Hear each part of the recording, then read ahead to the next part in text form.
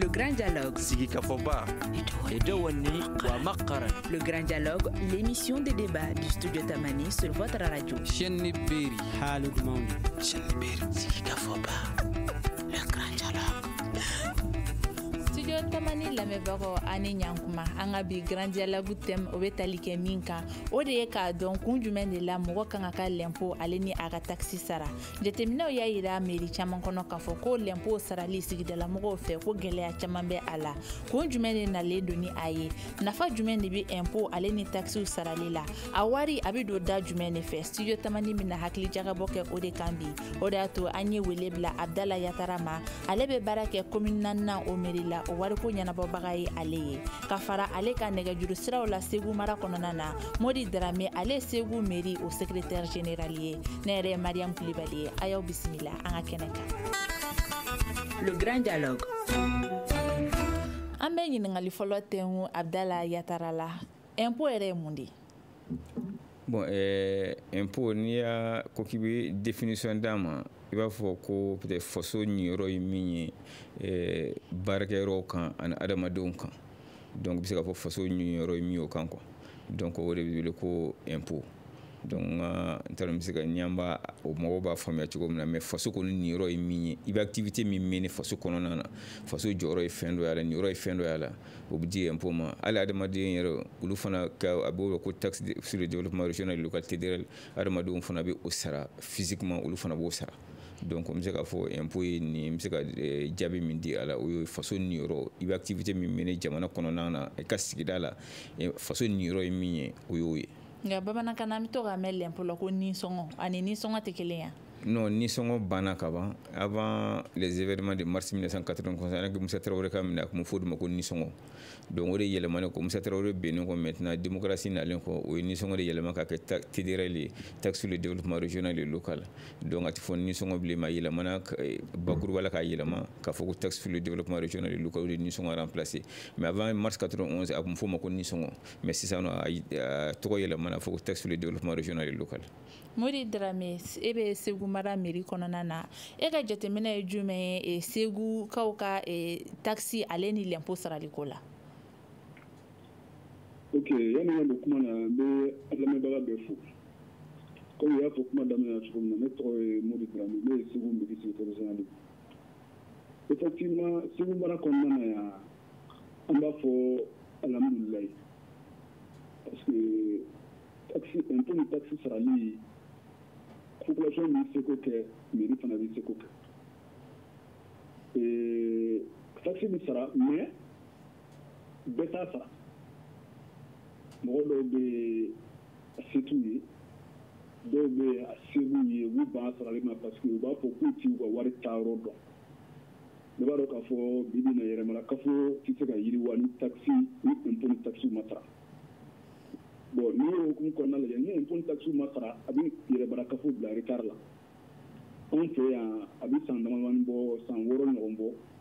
an bɛ k'an seko kɛ population bɛ ka taxi sara. Yala danfara bɛ l'impôt ale ni taxi ni ɲɔgɔn cɛ an b'a mɛn impôt tɛ sara taxi tɛ sara Abdala Yatara danfara b'u fila ni ɲɔgɔn cɛ? Bon, hali ni ye impôt ta i bɛ impôt direct ni impôt bɛ ye sugu saba an bɛ se k'a fɔ impôt direct bɛ yen impôt indirect bɛ yen droit d'enregistrement ni timbre donc o ye impôt bakuruba saba ye mais ni impôt indirect ou par exemple taxe fana bulu kɔnɔna na quoi taxe foncière taxe sur l'habitat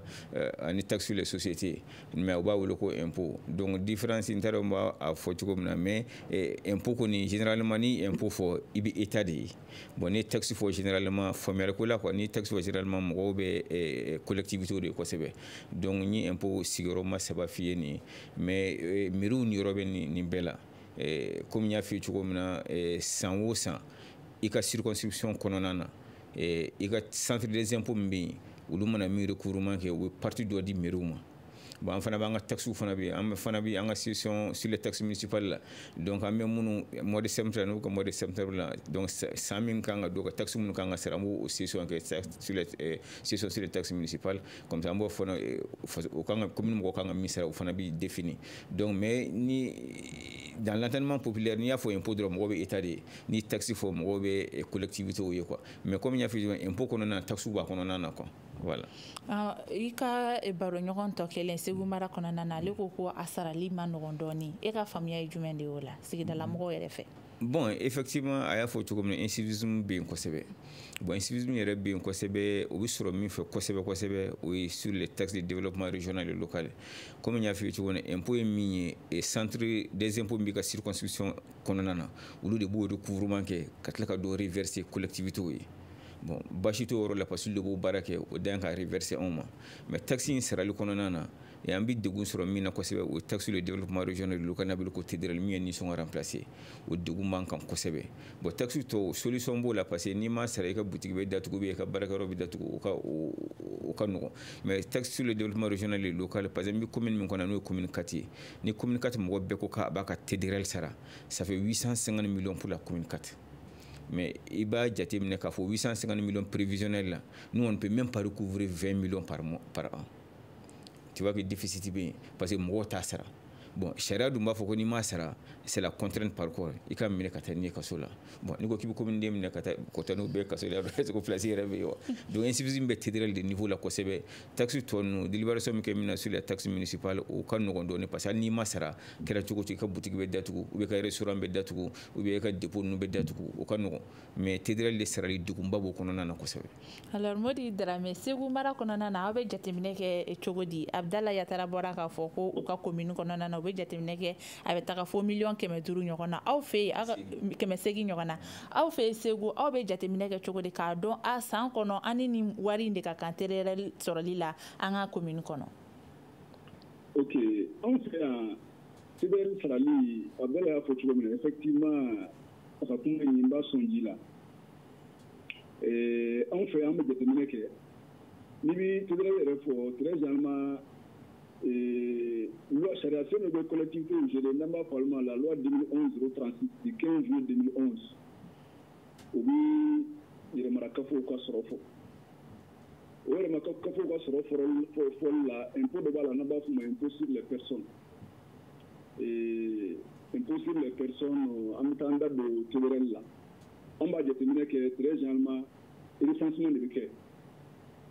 hakili jiginna san o san mairie bɛ Segu yɛrɛmarakafo bɛ dugutigiw bila baara la bɛɛ b'i ka kin kɔnɔ kintigi bɛɛ b'i ka recensement kɛ k'a fɔ nin guwa hakɛ de bɛ ne ka kin kɔnɔ n'o kɛra mɔgɔ hakɛ min bɛ a kɔnɔ o hakɛ bɛ dɔn n'o hakɛ dɔnna TDRL yɛrɛ bɛɛ t'a sara sariya b'a n ye sariya sen min fɔ sisan o bɛ dɔ fɔ a la bɛɛ t'a sara ni i tɛmɛna san 60 kan i t'a sara muso minnu bɛ yen n'u ye wolo kɛ n'u ye den 4 sɔrɔ olu t'a sara finitigiw t'a sara bon o bɛɛ bɛ bɔ a la n'o bɔra la a tɔ a jateminɛ bɛ kɛ Segu yɛrɛ yan anw bɛ 340 de minɛ san kɔnɔ mɔgɔ kelen o mɔgɔ kelen jateminɛ bɛ kɛ ten population min b'a sara n'i ye 340 n'i y'o multiplié par le nombre de population imposable anw b'a sɔrɔ anw fɛ yan an bɛ taa 60,000 kunkan fɛn na mais a sarali bɛ kɛ problème ye sisan anw ye yamaruya sɔrɔ k'a fɔ pour que a ka se ka sara an ka daminɛ conseil communal la mairie yɛrɛ kɔnɔ conseil 41 bɛ Segu yɛrɛmarakafo kɔnɔ yan bi bi in na ɲinan san kɔnɔna na o conseil 41 caman i ta sara la parce que ko n'i bɛ yiri tigɛ i b'a daminɛ n'i bɛ kungo kɔnɔ yiri tigɛ i b'a daminɛ si la parce que nafa b'o de la donc conseil kɔfɛ an da sera personnel communal ma mɔgɔ mɔgɔ bɛ baara kɛ mairie la olu bɛɛ k'a sara bɛɛ bɛ k'i seko k'a la maintenant les services techniques état yɛrɛ ka jamana ka baarakɛden minnu b'an fɛ yan mɔgɔ mɔgɔ n'i bɛ baara kɛ commune kɔnɔ yan an ye lettre ci service bɛɛ la kelen kelen bɛɛ k'i ka i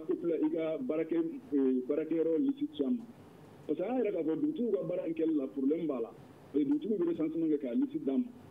a sarali c'est un problème donc an bɛ k'o stratégie de élaborer pour que an bɛ se ka dɔ kɛ parce que n'i y'a jateminɛ salon yɛrɛ kɔnɔ 2021 an y'an ka compte administratif kɛ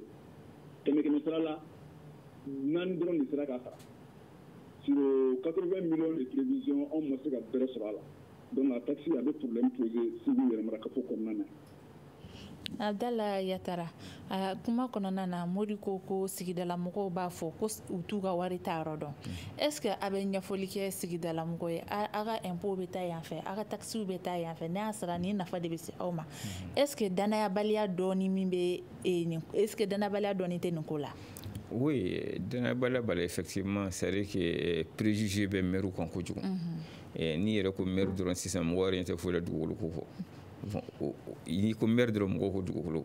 Bon, au préjugé bɛ maire kan dɔɔni. Effectivement, c'est un peu difficile, mais il faut beaucoup de sensibilisation mɔgɔw ka se k'a faamuya. N'i ye mairie yɛrɛ budget ta, i b'a dɔn k'a fɔ mairie wari bɛ taa yɔrɔ min na i kan k'a dɔn. Problème yɛrɛ fana ye min ye fɔlɔ souvent dans l'élaboration du budget mais ou même débat public yɛrɛ la qui précède même l'élaboration du budget, i bɛ population wele ka na o tɛ na. O tɛ na. Alors que a bɛ dabɔ san min o budget kɛtɔ la aw ka na aw ka dɔn k'a fɔ budget min bolo dalen don c'est un acte de prévision mais a wari yɛrɛ tɛ a bɛ ɲini tout budget est un acte de prévision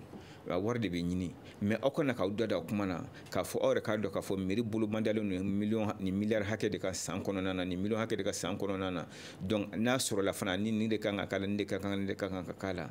population tɛ na invitation bɛ bila o ma société civile ma a bɛ bila récoltera ma toutes les composantes de la collecte a bɛ bila a bɛɛ ma mais i bɛ débat public kɛ k'a ban ka élaboration du budget kɛ k'a ban i t'o ye bon olu mɔgɔ kelen de bila ka t'o jɔ k'o to ka wari ta fan dɔn bon effectivement Segali a fɔ cogo min na sisan compte administratif fana bɛ yen nɔ redevabilité de don compte administratif ye mun ye k'a jira k'a fɔ an ye quitus di an ka maire ma ou bien an ma quitus d'a ma a ka gestion kɔnɔna na élaboration du budget dira ma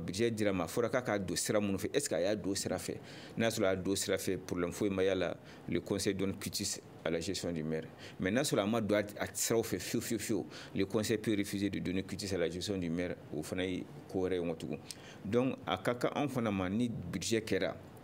hali ni population nana an ka taa dans le cadre de notre redevabilité an ka taa ka taa ɲɛfɔ ye san nata mairie comptelo ni wari hakɛ de kan mais a tɛ taa aw fana ka dɛmɛ kɔ parce que n'i y'a mɛn wari population de b'a bɔ taxes de bɛ sara impôt de bɛ sara donc a ka kan an ka taa f'u ye a ka kan fana ni compte administratif fara kɛra an ka taa f'u ye bon compte administratif kɛra ka ban nin baara de kɛra commune kɔnɔna na donc a ka wari donna nin de da fɛ mais souvent redevabilité ka gɛlɛn anw ma kosɛbɛ bon n tɛ segu dɔn mais au niveau de la commune 4 voilà au niveau de la commune 4 tiɲɛ la k'a fɔ ko mairie bɛ a ta yɛrɛ ko ka fɛn yɛrɛ kɛ restitution yɛrɛ kɛ a ka gɛlɛn moi particulièrement ne connais pas que chaque session à la fin de chaque session que ce soit l'élaboration du budget le compte administratif le budget additionnel ne b'a bɛɛ kɛ n ka page Facebook kan mɔgɔ ka se ka partager ka dɔn commune 4 kɔnɔna na mɔgɔ bɛ fisɛla ka to n ka page Facebook kan donc c'est un devoir de redevabilité n'an m'a kɛ population t'a dɔn o ka wari bɛ cogo min n'u t'a dɔn ka wari bɛ don da min fɛ a ka gɛlɛn k'a sara donc effectivement je leur donne les raisons au rôle là mais défaut bɛ anw na dɔɔni fana quoi. Modi Dramé ko redevabilité ni o ye ka restitution kɛ sigidala mɔgɔw ye k'a ɲɛf'u ye a wari nin de laɲininen don ni wari mina don nin de da fɛ Segu mara kɔnɔna na yala aw b'o kɛ wa? Effectivement anw bɛ devoir de redevabilité kɛ parce que n'i ye a jateminɛ sariya sen min bɛ yɛrɛmarakafo yɛrɛ gérer n'an b'a fɔ ma code de collectivité a b'o kɔnɔ ko san o san yɛrɛmarakafo ɲɛmɔgɔ kan ka population wele dugudenw wele k'a ka programme da o tulo kan san kɔnɔ nin warakɛ in de bolodara nin de sɔrɔla a kɛra nin a kɛra nin anw ye salon ta kɛ 2021 san 2021 an y'o ta kɛ le 31 mai passé kalo tɛmɛnen o tile 31 an y'a kɛ mairie cour kɔnɔ a don mɔgɔ 200 ni kɔ de sera ka na ni Segu population dɔn bi vraiment o ka dɔgɔ mɔgɔw tɛna effectivement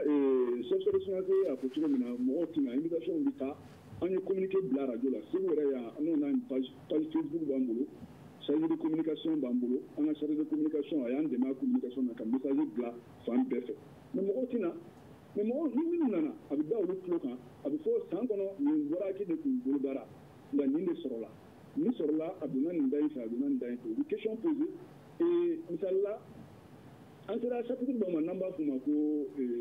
paiement des factures d'eau et d'électricité population an y'a ye k'a fɔ an y'a exposé maire y'a exposé k'a jira k'a fɔ ko an bɛ nin wara kelen sara ci la san kɔnɔ dɔ ye ɲininkali bolo da ko monsieur le maire ko ne m'o yɔrɔ faamu ko maire yɛrɛ kɔnɔ yan an filɛ cour kɔnɔ yan an b'a ye k'a fɔ robinet yan forage de bɛ yan yɔrɔ bɛɛ b'a dɔn k'a fɔ forage la wari tɛ sara chômage la ko dum aw ni war bay do jila ko sur la tudo kama fam kuna kenno kanga war vraiment anti jenay o ni ngale bolora mais kama ko effectivement la question est pertinente question pour que tout nyana ko facture mi sara la war mi ani war mi nata million woro ni ko no sara la jila ko milite na fora miri mo be miri bâtiment dronde yo be miri paraka dronde bibina kala na ma kuma éducation au confira au kalfara le ma tafola fondamental no premier civique la fo neven ta damne classe folo la table et classe kontona na o miri bo donc on a école so ji o ne be école so ni mo facture de ça ti ko kunya pam vraiment kono kunte an ma dawla donc ni an na fa do yi an woni segu yere mara ko fola 100 mbake ambake ambe mo wele mais en réalité population na kaka na mimina jabi fin jabi mindi jabi a jamaka do donc c'est le mieux que le dake population ma ukana ni invitation duru ma ukana miri la bi fora jo la be inviter le na pour que la population reconnaisse na mo ki me prendront de nana vraiment au tikuni na mabaye Abdallah Yatara est-ce que c'est dans la moro ba don na femme be imponi ou ka taxu saralela na fa jumeni ba la sigi dans la moro ere kan folo a ko be communication de bolo d'abord ni mairie budget reta ce qu'on appelle dans le budget les ressources propres de collectivité il va sur impôt ni taxe reversement même que centre des impôts et mairie au ba kolonana en taxe mon fond de recouvrement qui anga sigi dans le fond ba kolonana donc au bɛɛ de bɛ an ka ressources propres constituer c'est vrai n'i y'a budget ta a babo o cogo kelen na ten mais mɔgɔ tɛ min fana faamuya kuma an ka mairie n'i y'an ka budget ta chiffre gonflé de donner parce que les salaires des compétences transférées aux collectivités la santé l'éducation l'hydraulique olu ka salaire olu bɛ tɛmɛ an ka comptabilité fɛ a b'an ka budget gonflé k'a sɔrɔ o wari bɛɛ t'an bolo état b'a salaire transiter an ka comptabilité fɛ dɔrɔn an dan ye k'a d'o ma donc mais an yɛrɛ bɛ baara kɛ ni min yɛrɛ i b'a sɔrɔ budget session yɛrɛ bɛ kɛ mun kan kosɛbɛ ça c'est les ressources propres ni min f'i ye impôt bɛ min reverser en manière de taxe mi recouvrement kɛ population effectivement o b'an interpeller kuma bɛɛ k'a fɔ ko an ka dingɛ ma bɔ an ka fossé ma bɔ sugu kɔnɔna nɔgɔlen don nin bɛɛ tan bon souvent ni ne yɛrɛ interpeller ne yɛrɛ b'a fɔ bon pour que n ka se k'i jaabi est-ce que i ka TDR y'a sara fɔlɔ wa ni ko i y'a sara i b'a bɔ ka jara nin na n bɛ sɔrɔ ka explication d'i ma mais souvent mɔgɔw ka bɛ droit de jateminɛ kosɛbɛ mais le devoir o t'o jateminɛ alors que le devoir précède les droits est-ce que n faamu donc caman b'o de jateminɛ ni ne interpellé dɔrɔn n b'i ɲininka fɔlɔ ne ka TDR sara dɔw yɛrɛ i b'a dɔn TDR de fɛ dɔw yɛrɛ t'a dɔn yɛrɛ k'a fɔ k'a bɛ sara effectivement dɔw t'a dɔn k'a bɛ sara mais i bɛ temps dɔ mɔgɔ ka explication di a kɔnɔna na souvent Segali y'a fɔ cogo min na ni an ka fɛn ta mɔgɔw ɲɛ bɛ min na mairie baara la visibilité la caniveau bɔra nin jɔra mɔgɔ ɲɛ b'o de la mais effectivement compétence min transféré la anw ma n'o ye éducation ni santé ni fɛn ye an bɛ appui caman kɛ santé ye an bɛ appui caman kɛ éducation ye mɔgɔw ɲɛ t'olu la o a fana tɛ ɲɛfɔli kɛ a ko la a bɛɛ y'o kelen de ye n'i y'o wele cogo tɛ na i y'a faamuya n'i y'o wele cogo tɛ na bon bɛɛ ni dalen don assainissement in de kan ne b'a fɔ mɔgɔw ye kuma bɛɛ l'assainissement c'est la somme de nos comportements n'an ka comportement ɲɛna assainissement bɛ ɲɛ n'an ka comportement ma ɲɛ assainissement tɛ ɲɛ assainissement budget yɛrɛ a tɛ mɔgɔ si bolo en réalité an bɛ situation min na bi a tɛ mɔgɔ si bolo ko mɔgɔ min bɛ se ka collectivité hali état yɛrɛ a tɛ se ka assainissement kɛ a ɲɛma ka ɲɛ mais an ka comportement de kɛ mɛ ka yɔrɔ nɔgɔ ka fɛn caman kɛ bon an politique mɔgɔ n'an ko k'an bɛ kuma an bɛ siran an ka électorat ɲɛ souvent o fana b'an na dɔɔni mais o ɲɛ bɛ assainissement de la caman bɛ ɲininkali ka assainissement ko la an ka fossé ma bɔ yɔrɔ ɲaman bɛ yan mais souvent dɔw yɛrɛ t'a dɔn par exemple kɔsannin de la mɔgɔw y'a faamuya avec beaucoup de communication k'a fɔ ko Lɛfɛbugu ɲamantonba a tɛ relevé commune 4 la c'est un dépôt de transit qui relève de la compétence de la mairie centrale an ka baara ye min ye k'a ta collecte kɛ famille la ka taa bila dépôt de transit la n'a a sera dépôt de transit la dɔrɔn an ka baara banna ka ban donc souvent ne b'a fɔ mɔgɔ oui je suis content ni ɲaman cayara Lɛfɛbugu je suis content parce que kɔrɔ ko mairie a ka baara kɛ mais n'a cayara n'a ma cɛ ça veut dire que mairie centrale de m'a ka baara kɛ aux zones de m'a ka baara kɛ souvent il faut beaucoup de communication mɔgɔw ka se ka faamuya mais les gens au devoir de droit in de ka d'u ye kosɛbɛ ka tɛmɛ devoir kan mais population yɛrɛ ni dalen assainissement ko de ka fossé ma bɔ nin ma bɔ mais en réalité ni ye mairie budget yɛrɛ ta baara wari caman taabolo ka se ka baara kɛ ni ye min fɔ ne par exemple commune 4 la sur an ka 2022 la par exemple an ka ressources propres an bɛ compter min kan c'est 1,4 milliard o 1,4 milliard na n'i ye impôt jɔyɔrɔba b'a la an ka taxe minnu fana olu jɔyɔrɔ b'a la mais n'i ye o 1 milliard 400 ta i b'a sɔrɔ après 400 à 500 millions o bɛ taa le traitement le salaire des agents o bɛ t'o sarali la après i bɛ tila ka 300 millions ɲɔgɔnna ta o bɛ taa fonctionnement yɛrɛ dɔrɔn na bon 1 milliard 400 tɔ yɛrɛ ye joli ye à peu près 400 millions ou bien 500 millions pour toute la commune 8 quartiers a ka gɛlɛ k'i bɛ fɛn dɔ kɛ k'a nɔ ka ye kosɛbɛ kosɛbɛ bɛɛ k'a ressentir quoi c'est un peu difficile en réalité mɔgɔ hakili ko wari min fana bɛ collectivité bolo t'o bolo kosɛbɛ préjugé b'an kan kosɛbɛ. Alors Modi Dramé yali segukaw b'a dɔn u ka impôt n'u ka taxe n'u ka tererelu bɛ don da min fɛ wa a bɛ baara mun kɛ ni a ye est-ce que u b'a impacter. Bon segukaw caman b'a dɔn parce que n y'a fɔ cogo min na devoir de redevabilité wari min sɔrɔla a donna da min fɛ o commencement bɛ kɛ mais al'o la n bɛ chef service financier ka kuma sɔn ji la bɛɛ de bɛ na les gens mɔgɔw bɛ ɲinɛ u ka devoir ko u b'a fɔ ko duba bɛɛ bɛ na mairie la an ka procès ma bɔ samiya nana ji donna an kan an ka hali restitution passé 31 mai passé an ye commencement min kɛ question caman posera ko u ka yɔrɔ dɔw dali karilen don effectivement n'i ka dali kari la n'a fɔra mairie k'a dilan il faut que mairie ka musaka sɔrɔ o musaka sɔrɔli la musaka fɔlɔfɔlɔ ye e ka TDRL ye e m'o sara donc n'i ma TDRL sara baara kɛli bɛ gɛlɛya budget min b'an bolo a y'a fɔ cogo min na chef service financier y'a fɔ cogo min na n'i ye ressources propres lajɛ a ka dɔgɔn wa a fanba yɛrɛ 80% a bɛ taa sara de la ni sara bɔra a la wari tɔ n'o sera ka min kɛ o b'o de kɛ ni wari donna ni wari ma don fana wala mu lafiya TDRL sarali anw bɛ stratégie dɔ élaborer yan pour ka se ka population inciter baara ka k'u ka yɔrɔ la wa an bɛ jɔnjɔn bila san o san dugutigi min n'i sera k'i ka baara kɛ ka sarali kɛ ka kɛ premier ka tɛmɛ bɛɛ la anw bɛ cadeau di o dugutigi ma TDRL sarali la o fɔlɔ ye filanan n'i nana k'i bɛna i ka mariage n'i bɛna mariage célébrer mairie la anw bɛ TDRL i b'a sara i bɛna muso min furu o fana b'a sara donc an b'o stratégie ninnu de élaborer n'i nana ka na gafe o gafe min mairie la question fɔlɔ min bɛ poser ne kunna i y'i ka TDRL sara wa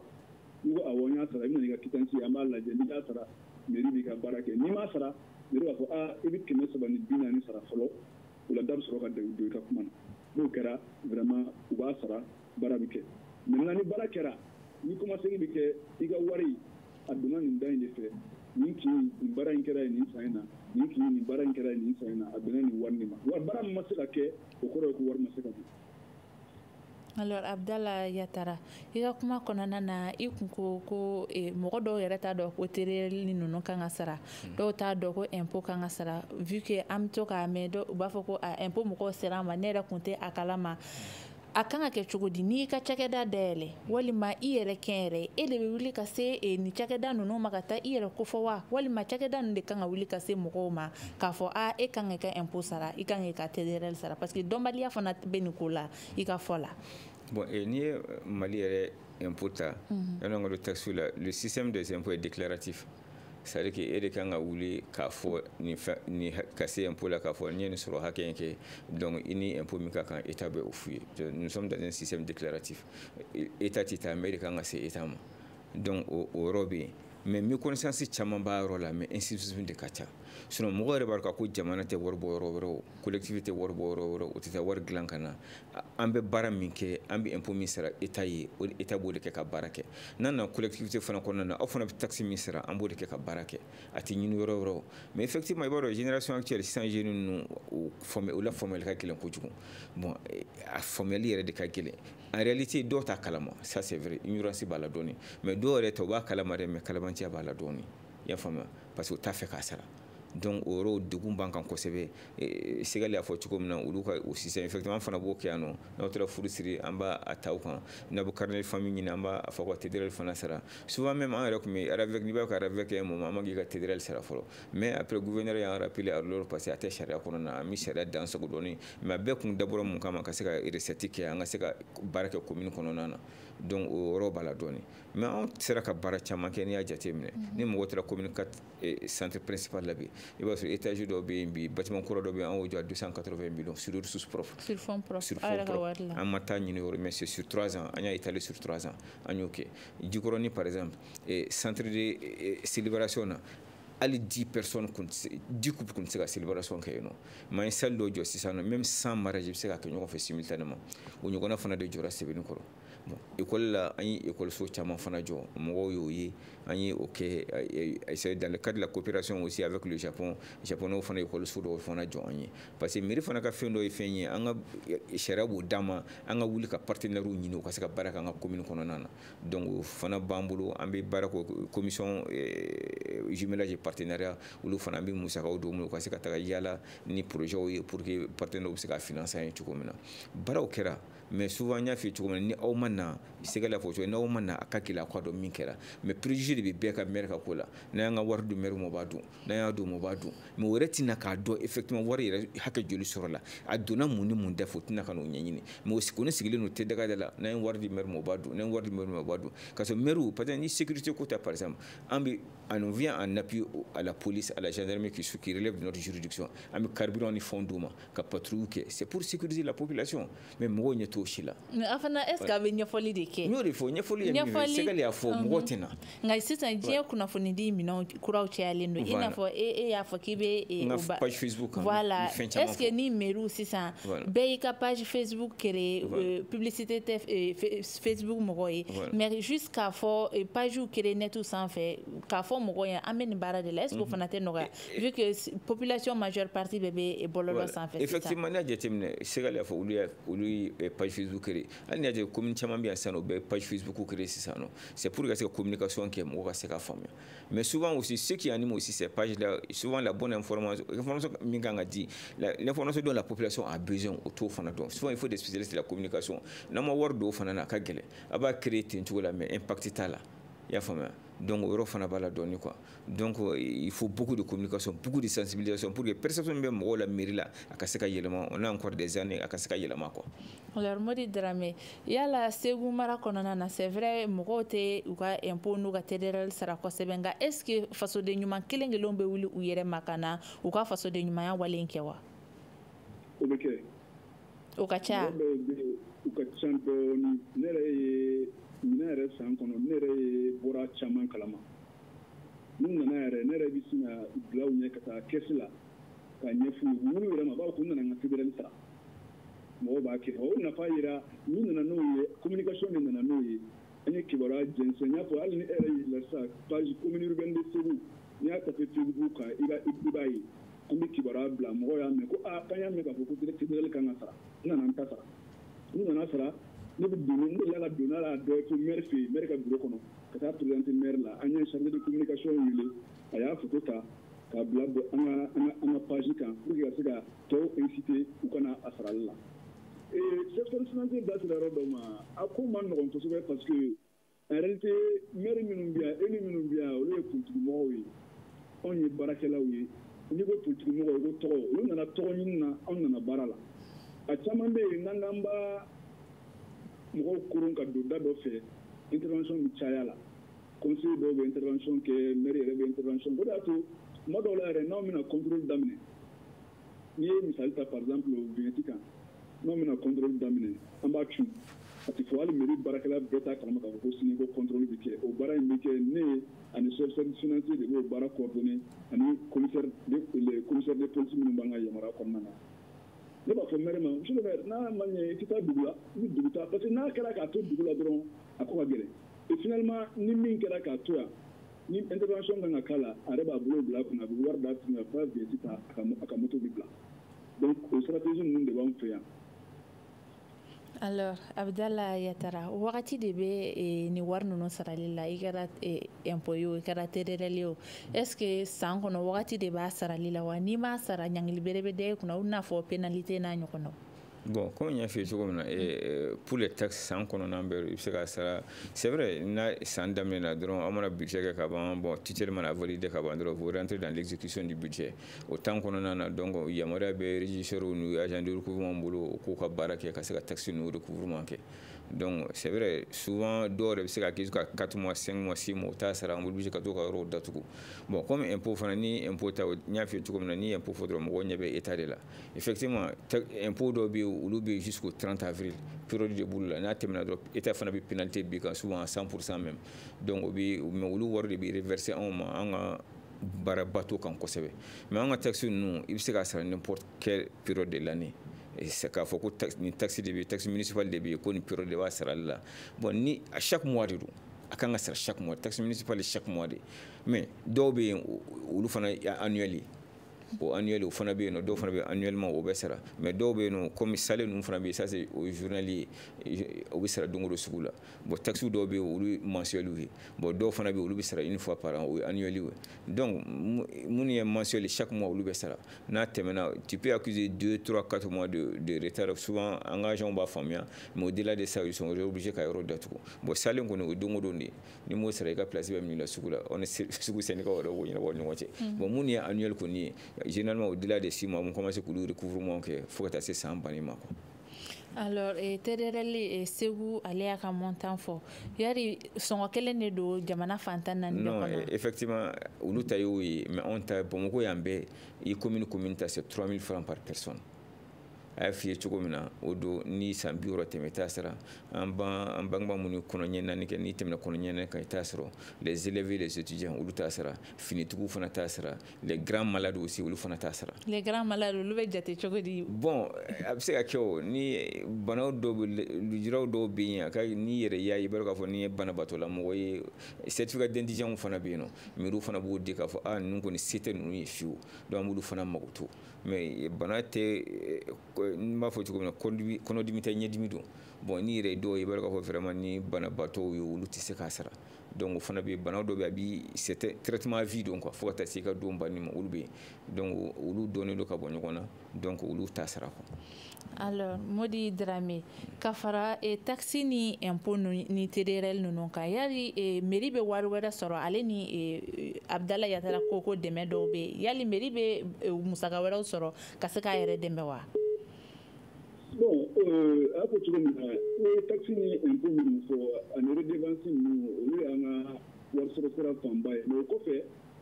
partenaire dɔw dɛmɛ yɔrɔ mɔgɔ tɛ se ka compter dɛmɛ ka kudayi mais n'a ta bɛ sɔrɔ da wɛrɛ bɛ yen n'o ye partenaire ka sɔrɔ ye par exemple Segu commune urbaine na yan anw ni commune Faransi commune dɔw bɛ jumelage teriya b'an ni Faransi commune dɔw cɛ teriya b'an ni Amérique commune dɔw cɛ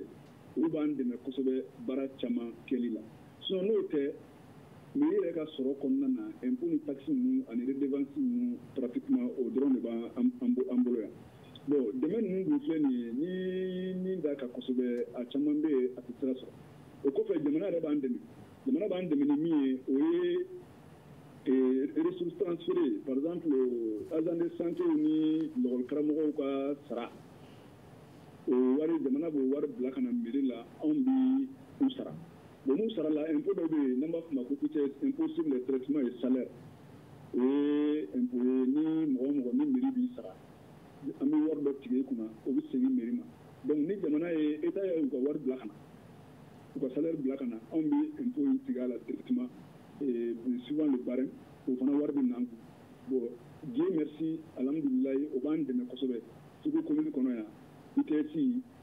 montant an bɛ dɔɔnin sɔrɔ a la kalo kɔnɔ n'o tɛ k'a fɔ ko sɔrɔda wɛrɛ bɛ yen a ma nɔgɔn.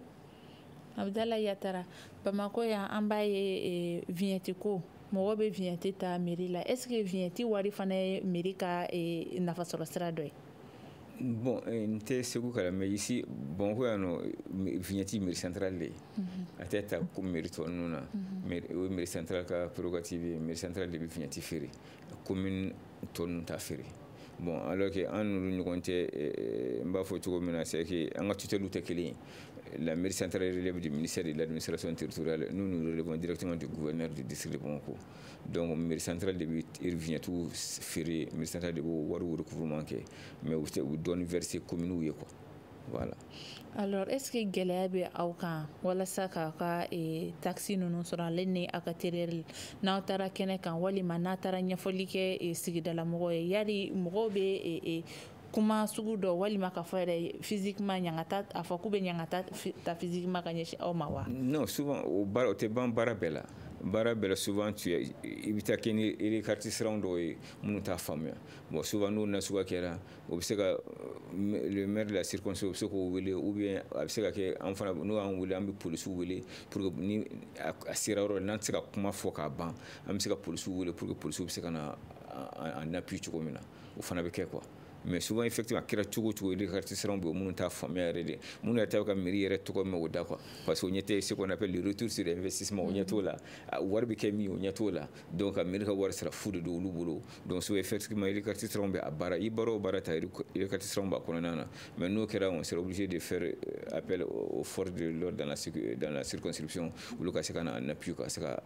a ko nɔgɔya quoi. Alors Modi Dramé yari Segu mara kɔnɔna na a bɛ nin n'a ɲɔgɔnna gɛlɛyaw sɔrɔ k'a fɔ mɔgɔ b'a fɔ ko a bɛ bagabaga ta ka se aw ma fo ka taa se ɲangata ma farikolo ko ta nasiraw la n'aw taara kɛnɛ kan k'a fɔ k'a bɛ taga a ka musaka ninnu ɲini walima k'a bɛ ɲɛfɔli kɛ wa. Effectivement an bɛ gɛlɛya caman sɔrɔ a la mais yanni n ka s'o ma n bɛ précision dɔ di par rapport à la bien effectivement Bamako comme Bamako district ye a bɛ ala sira ma district b'olu ka vieti feere mais an fɛ yan Segu commune yɛrɛ b'a ka vieti dilan a b'a ka vieti feere n'i ye Tɛgɛlɛni fana lajɛ a bɛ sara mais Tɛgɛlɛni yɛrɛ la n'i y'a sara c'est pas parce que i bɛ 340 min sara an fɛ yan k'a bɛɛ ye mairie ta ye parce que yɔrɔw tɛ kelen ye a y'a fɔ Bamakɔ ta ye 600 ye n da sera sariya sen ma loi 2011/36 o de bɛ par région bɛɛ ka montant bɛ yen comme région ka sɔrɔ taabolo tɛ kelen ye Segu yan 340 n'i y'a sara a 340 80% kɛmɛ sara la 80 o de ye mairie ta ye an bɛ 15 di conseil cercle ma ka 5 di conseil régional ma taxe sarali la an bɛ gɛlɛya caman sɔrɔ a la mɔgɔw yɛrɛ bɛ se u b'an ka collecteurs agressé misali la ni i ye taxe sur les établissements de nuit et dancing même les restaurants n'i k'i dumuni feere yɔrɔ dayɛlɛ n'i y'a dayɛlɛ mairie de bɛ yamaruya sɛbɛn d'i ma i ka restaurant dayɛlɛ n'i y'a dayɛlɛ kalo kalo i kan ka 200 sara mairie la san kɔnɔ i kan ka 1,200 sara o tɛ ɲɔgɔn tiɲɛ mais n'an ka mɔgɔw taara k'u bɛ taa wari kani a yɔrɔ dɔw la u bɛ problème sɔrɔ a la bon komi an ni polisiw bɛ baara kɛ n'an dɛsɛra min na an bɛ polisiw bila o tigiw la u b'an dɛmɛ a baara la so n'i y'a dan u yɛrɛ dɔrɔn ma a ka sarali ka gɛlɛn mɔgɔ min bɛ a don yɛrɛ ma k'a sara yɛrɛ ma a ma nɔgɔ surtout encore que nin san 2 in na salon min na bɛɛ bɛ jamana yɛrɛ bɛ taabolo min na bɛɛ b'a a gɛlɛya dɔn n'i taara dɔw b'a fɔ jamana yɛrɛ bɛ taabolo min na wari tɛ ka sɔrɔ a bɛ taa wari tɛ ka sɔrɔ d'accord mais taxe fana sarali bali sinon vraiment difficulté b'an kan gɛlɛya b'an kan fo ka taa fɔ gɛlɛya b'an kan. Abdallah Yatara n'i ye nin gɛlɛya ninnu jateminɛ diɲɛ kunnafoni di minɛnkɔrɔ cayalen don est-ce que sarali bɛ se ka digitaliser i n'a fɔ ka kunnafoni di minɛnkura ninnu dɔ sigi sen kan machine dɔ sigi sen kan min b'a to mɔgɔw bɛ sarali kɛ aw bɛ lakana wa bɛɛ ka sarali bɛ nɔgɔya est-ce que an bɛ don min na Mali kɔnɔ o bɛ se ka kɛ. Effectivement souvent an yɛrɛ il y a 2 ou 3 sociétés qui nous ont écrit qu'au service fɔ an ye essayer de digitaliser les paiements, les taxes là. Mais souvent, on a conditions min fo à ka gelen doni. Dehors de ka fo na kera souvent 40 ou 50% vous partagez les recettes en deux. Souvent ko conditions ka gelen doni. Bon, a gelero fana mi doni, c'est que comme on le dit, les habitudes ont tellement la vie dure que ni recouvrement nous konona na réseau do do o na soro yin aka gela kwa démanteler. Kagela ka démanteler. Souvent on me contrat quand ni jeu ɲɔgɔn cɛ olu ka taa salle ninnu recouvrement kɛ sugu kɔnɔna na mais les autres taxes là an yɛrɛ ka agent de recouvrement b'olu kɛ mais i b'a dɔn il y a tellement de non dits dans ce truc là que ni nana k'i b'a kɛlɛ kɛ conseil la cogo o cogo dɔw yɛrɛ bɛ u t'i dɛmɛ a la. est-ce que o tɛ danayabaliya in tɔ sinsin sigidala mɔgɔw ni tuma dɔw a tilayɔrɔ de ka ca minnu yɛrɛ bɛ contrat di GIE ninnu ma olu ta b'a la. Bureau communal ni mɔgɔ minnu b'a contrat ninnu di olu ta dɔ b'a la GIE yɛrɛ ta dɔ b'a la c'est très difficile souvent ni ko k'i bɛ base données yɛrɛ ɲini au niveau de ta circonscription i ka dɔn k'a fɔ mɔgɔ hakɛ joli de kan ka taxe municipale ninnu sara i tɛ ɲɛ sɔrɔ a ko la donc ni nana ni ko k'i bɛ habitude changer dɔɔni c'est un peu compliqué parce que réseau dɔ de don réseau dɔ bɛ yen qui est là depuis des années ni ko k'i bɛ i disi k'a la dɔrɔn c'est un peu compliqué. Mais il va kɛlɛ parce que ni danaya de taara ka di kan population de danaya ta ka di kan i b'a kɛlɛ kɛ f'i ka dɛsɛ parce que moi je donne l'exemple ne bɛna kuma min na moi c'est mon premier mandat débat public kun tɛ k'an ka session na on partait directement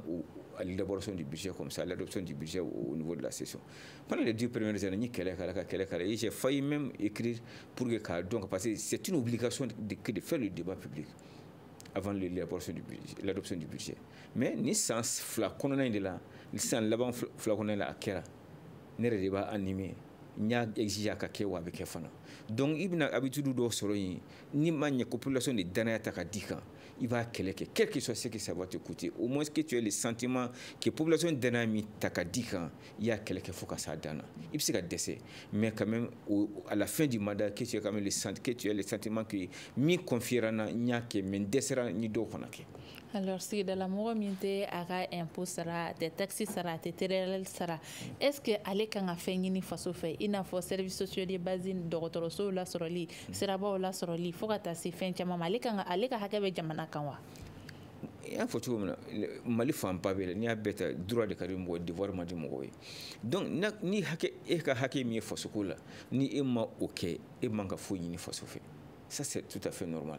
Donc mais il va la démocratie informelle qu'elle a en makojugo bon souvent on a ni incivisme on a ni jeunesse comme comportement de souvent ni ko kibo la famille souvent à peine si on te porte la main en pleine rue souvent c'est compliqué donc politique fana inconvénient souvent c'est une option ni man qui politique fana qu'il faut s'attendre à tout ça mais amba ni mo faire alibi par exemple tédéral mun fleni na sarala na fabi communicant mais anicité fana bi mi bi projet nous financé au niveau des collectivités ni tédéral sera ka ces degré de là au équipement do fana dima en matériel de bureau autre obéi avantage do donc faut mo ko fana fo be se ka miri fana dima na tédéral sera ka se hake do là anicité mana ya ani min ka en contrepartie en matériel de bureau en mobilier de bureau bulu fana dama o se ka école so fana jo anyi fana donc bebala donc on a fait vraiment on a commune on a donc a faut préjuger de en kan ko sego on a baragele mais c'est un travail de longue haleine peut-être que atna se ka ko on a mandé ko na se ka munu bina ulu fana ba keleke même na on bora conseil ko na au niveau de la société civile on continue ka keleke fana. Alors Modi Dramé ebe mon fo segu ko e bi wele jumen bi bolo ka nyeshin uma obsera nuka impôt nuka terera lu sara togo mina sigida ga yiriwa le dame mene bolo oye ka fo bibi na décentralisation yere mara ka fo mali kono ataranye si ko talabli o tanya kono na community se ga yiriwa sigida se ga yiriwa na sigida la mo yorete donc ka fo be mo ka wulu yere ma ikana ka taxi ni ka impôt sara mairie la o de te ka kene no kera vraiment bara chama me observe commune ko misal la sita ñina on est problème de sur commune ko nana no kanam amu ngendo kam modo ta kubla ama docteur soula on sait ko ni CTRF ni hôpital régional la oui amu barake sigla donye pour que mo se ka lafia dona du saje kanam ya ñu kam mo pebla au barala donc nous sommes au docteur nous tura machine qu'on met mais mo to bono mi amu barake mais de là aussi de la moma na fura diga wasara il faut de solo ci amu so sera merma mergo a amala je aya question na conseil maire ya maria ka mota ou bla docteur so ni sera amu barake abe pour la population la bibina a docteur so te ko mo fla mo sa te merina amu mo ta yoro mina ka blai pour que ça amu barake population sera la choix ako kara wasai anye restriction mi ke kalo komene atuma wula o mo merko a to le jarai ngo ko sara abibo abi taxi ni impôt ministre sara bibo de o ni o ma sara kan a ni gela na ala kan kishi mo nu laban ku kan na blaka bo baral vraiment ni fenchama be population gal lafia mero na lendo pour que population civile de ni se ka yiruwa ni se ka lafia a mer fana te warbo approche no ka barakere abake ni du taxi population de taxi ni sara verbi barake no di no taxi sara la o ka sa bema o du yewa Alors an ka baro sera a kuncɛyɔrɔ ma bi thème kun bɛ tali kɛ min kan o ye kun jumɛn de la mɔgɔ kan ka ka impôt a n'a ka taxe sara o de hukumu kɔnɔ an tun ye wele bila Abdala Yatara ma ale bɛ baara kɛ Bamako commune 4nan o mairie la wa ale o wariko ɲɛnabɔbaga ye ka fara ale ka nɛgɛjuru sira la Modi Darame fana kun bɛ yan Segu mairie o secrétaire général ye ale ye ne ye Mariam Kulibali ne de ye débat présenté débat in ale labɛnna Muhamadu Ture fɛ nɛgɛ karafe o tun bɛ Numujire bolo ale ni Gayin Kante aw ni ce a ka kulomajɔ la aw kan bɛn wagati wɛrɛ ni Ala sɔnna. Le grand dialogue. Sigi Kafoba. Le grand dialogue, l'émission de débat du studio Tamani sur votre radio. Sigi Kafoba. Le grand dialogue.